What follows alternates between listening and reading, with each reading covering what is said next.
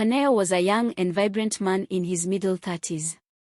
He was a successful businessman with a happy family. He derives joy in seeing and making his wife and children happy. He always jumped into any business opportunities or deals that comes his way in as much as money was involved. He was involved in a lot of business deals, both legal and illegal, and they always turned out well for him until one day. A friend of him introduced him into a new business deal and told him to invest in it and watch how his life and that of his family will change in a blink of an eye. Kaneo, after hearing the huge amount of money that will become his profit if he eventually invests in this business deal, became so excited and couldn't stop thinking about how rich he'll become through this business deal. This was going to be the highest profit he'll ever make ever since he started getting into business deals like this, and didn't want to snooze on this great opportunity that came to his doorstep. He didn't hesitate and immediately invested in it. The business required a huge amount of money to invest in, but the profit was times 10 of the money being invested. Kaneo didn't bother moving mountains to get this money. He was ready to do anything to get the money by all means. He decided to take out a huge amount of money from his business, but the money wasn't up to the amount required for this business deal.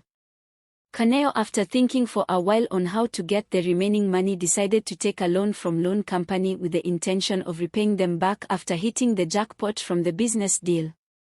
He was able to get the huge loan from the company, and in no time he pounced and invested in the deal. While waiting for the investment deal, Kaneo continued his daily activity. His business was almost empty, and he couldn't wait to get back into track and restock the goods in his business again, even far better than it used to be.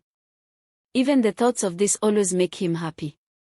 One day, Kaneo got a heartbreaking and a very shocking news from his friend. The business deal that he used almost all his life savings to invested has crashed. Kaneo, totally confused and frustrated, almost fought his friend but couldn't because it wasn't his fault. Chinedu, his friend, was his business partner and always bring legit business deal to him, and it always work out. Kaneo knew that it was no way Chinedu's fault, as he'd also invested in this business deal with a huge amount of money too, but it had disappointed the both of them, leaving them stranded. Kaneo because depressed, as he was always thinking about the huge loss and how he'll repay the loan and get his business back on track. He'll always have sleepless nights thinking of a solution to this huge problem. While Adogo, his wife, will always sleep peacefully, totally unaware of the predicament of her husband, Kaneo will be left alone thinking of how to clean off the mess he made. He couldn't bring himself to tell his wife about the current situation because she'd always want him to be careful with the kind of business deals he gets himself involved in. She'll always get mad at him anytime she hears that she was involved in a deal. She didn't care if the business was paying off or not. She was concerned about her family and didn't want any problems from these business deals or partners. "I am okay with the money you make from your business, in fact, it's more than enough, and I'm grateful to God," Adogo will always tell Kaneo. Kaneo wouldn't stop, but instead stopped telling her about the deals so she won't continue nagging. Kaneo wished he'd listened to his wife earlier and won't stop blaming himself, but the deed was done already and he couldn't turn back the hands of clock to change it. Kaneo, after much consideration, decided to take another loan to fund his almost collapsed business in order to be able to repay the previous loans. He tried taking the loan from the previous company he went to, but they denied him, telling him to repay the previous one before getting another loan, so he decided to go to another loan company. It was a success for him and he was happy, as he couldn't wait to bring life back into his business. He restocked the goods in his shop and words couldn't express how happy he was. He took his business more seriously than he did before, but his business started having low sales.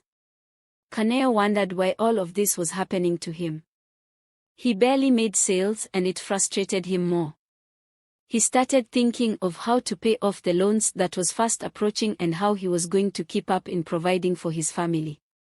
His wife noticed his moods and countenance and asked him, but he'd assured her that he was fine and nothing was wrong. Kaneo became so depressed and couldn't eat nor concentrate on his business any longer. The thoughts of repaying the loans kept ringing in his head, and he'd once thought of taking another loan to repay his other loans, but he didn't have any resources to do that anymore, which made him more depressed. One day, while he was coming back from work, he kept on thinking and talking loudly to himself and couldn't concentrate on the steering wheel of the car. He lost focus while he was lost in thought and didn't know when he ran over another car that was coming. Both cars crashed and people gathered. Kaneo was taken to the hospital, but he lost his life before he got to the hospital. The death of Kaneo was a huge blow to that of his family. His wife cried and bawled out her eyes until tears couldn't come out again. She couldn't believe she'd suddenly turned into a widow and children were now fatherless. She'll always cry hoping it was a dream, but it wasn't. Friends and well-wishers came to console her and her children.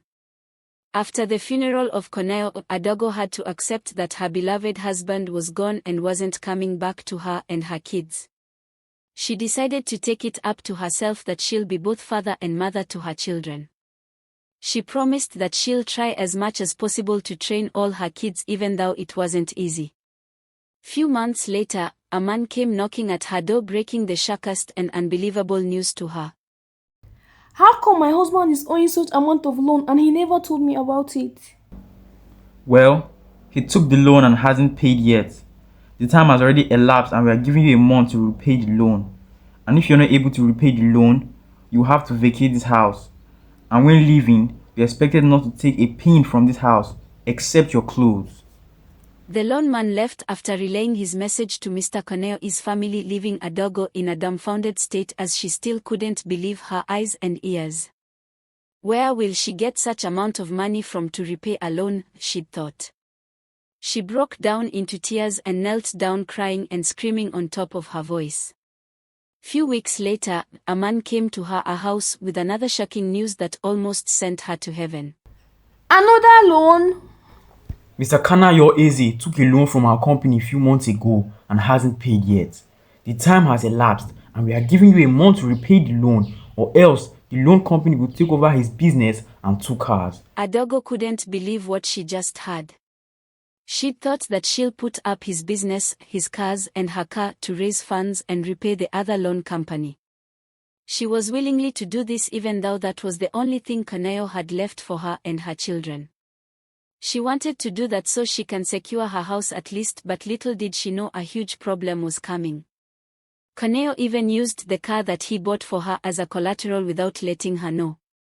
One morning, Adogo woke up feeling tired and exhausted. She kept thinking about all that was happening to her. How life has turned from good to worst in a blink of an eye. She couldn't come up with an idea on how to handle the situation on ground. At this point, all hope was gone, she thought, and broke down into hot tears. She just had to accept her fate and that of her children. She cast Kaneo in death and couldn't stop blaming him for ruining her life. Seconds turned into minutes, minutes turned into hours, hours turned into days, days turned into weeks, and weeks was turning into a month. Adogo still couldn't figure out a way out for herself and her children. She didn't have any job or business of her own, as Kaneo had once stopped her from doing anything. He encouraged her to be a housewife and concentrate more on the family and leave every other responsibility to him. She'd once refused him, but Kaneo persuaded her and she finally gave in. Now, she had nothing of her own and couldn't stop blaming herself for listening to Kaneo in the first place. In order to save her face and avoid embarrassment, Adogo decided to vacate from the house, leaving everything behind before the loan companies come throwing them out. She decided to go back to the small old house that her parents-in-law left for their only son Kaneo in the village. She went back there to think of a way forward for herself and kids. School has far resumed and her children were yet to start schooling because she had no money to send them to school. They were always at home doing nothing, and Adogo kept thinking of what to do. She came up with a decision even though it was a tough one. She told her uncle that owns a very big business in one of the cities about her only son Obina and begged him to teach him a trade instead, since she couldn't afford to send him to school. Her uncle, Uchenna decised to help her after hearing the tragedy that befell on her and her children.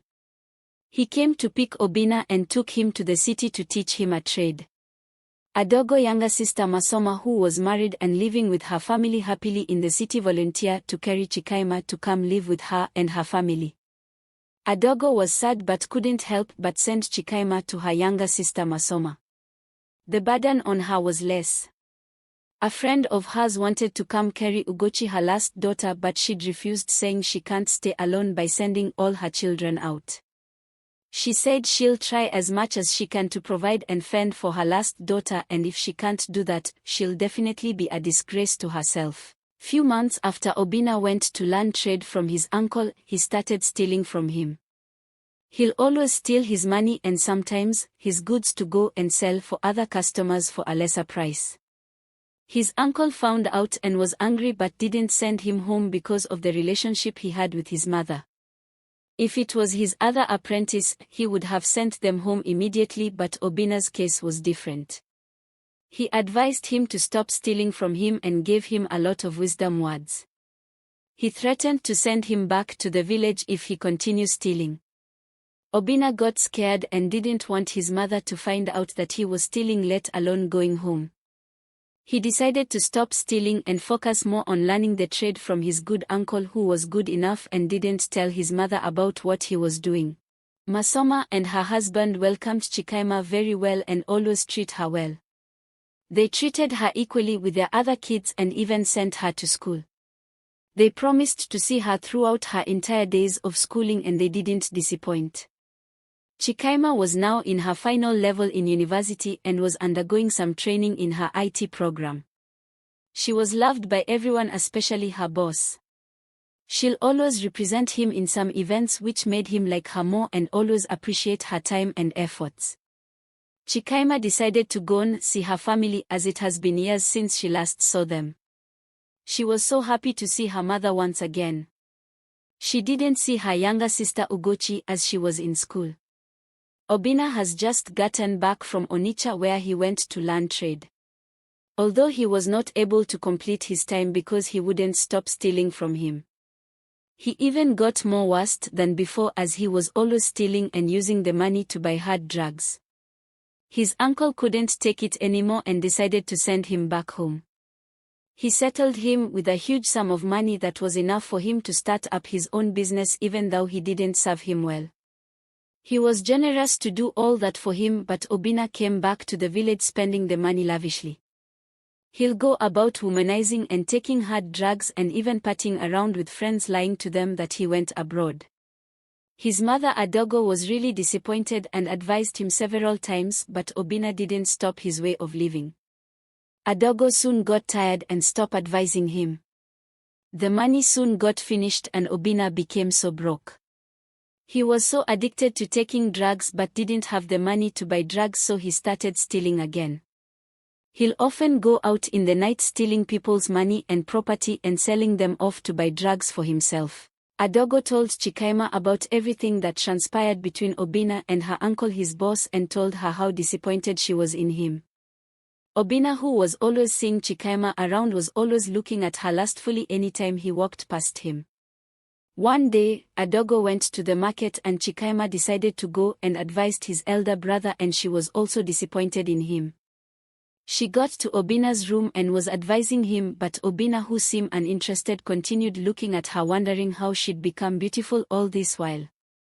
Chikaima, totally unaware of what was going through her brother's mind, was shocked when he suddenly reached out to her and started kissing her. She didn't stop him as she was still in shock, and in no time, Obinna was already on top of her and made love to her. Chikaima, in deep regret, couldn't stop thinking about the horrible thing she had just done. She'd just lost her virginity that she has been keeping for years in a blink of an eye. And not just anybody, but her own blood brother.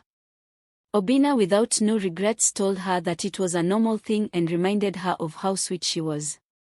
Chikaima wouldn't stop regretting and suddenly feels uncomfortable anytime she sees Obinna. She spent lesser time with her mother, even though she said she was going to spend more time with her.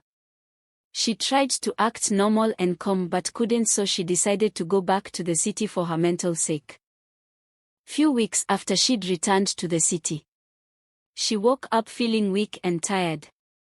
Her auntie Adogo noticed her mood and how it has been ever since she returned from the village. She asked her if she was okay but was not convinced when she told her she was fine. She decided to take her to her friend who was a doctor. They sat down and was offered some coffee while they wait for the doctor. The doctor soon came and Chikaima went to meet him. She explained how she was feeling to the doctor and was soon taken to the lab for some test. The doctor gave her the result of the test and she was pregnant. Masoma, her auntie, was angry and disappointed at what she had. They came back home but her auntie won't stop ranting and shouting. Her husband tried to call her down but she wouldn't listen to him. Masoma dressed up and went to meet Chikaima. She told her to pack up her bag, that they were leaving for the village immediately. Chikaima was confused as she didn't know what to do, but she has to obey because she knows how strict her auntie can be when she's angry. They got to the village that day and Adogo was disappointed as well. They got more disappointed when they found out who was responsible for the pregnancy. Please like and subscribe to Hopela Stories.